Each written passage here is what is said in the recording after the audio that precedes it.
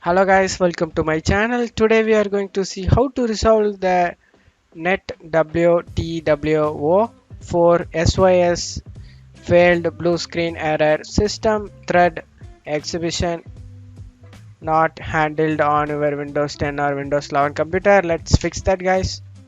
Go to search menu and type cmd, run as administrator, click yes.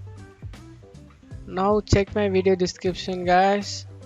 Copy the first command. It's going to be system file checker utility.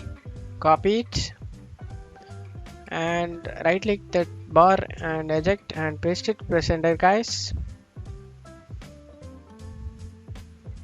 Being system scan, this process will take some time guys. Being verification phase of system scan, this verification need to get 100%. Let's wait guys.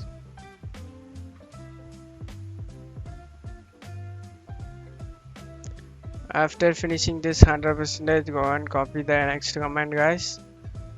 Copy the second command and tap the bar, right click, eject and paste it. Press enter.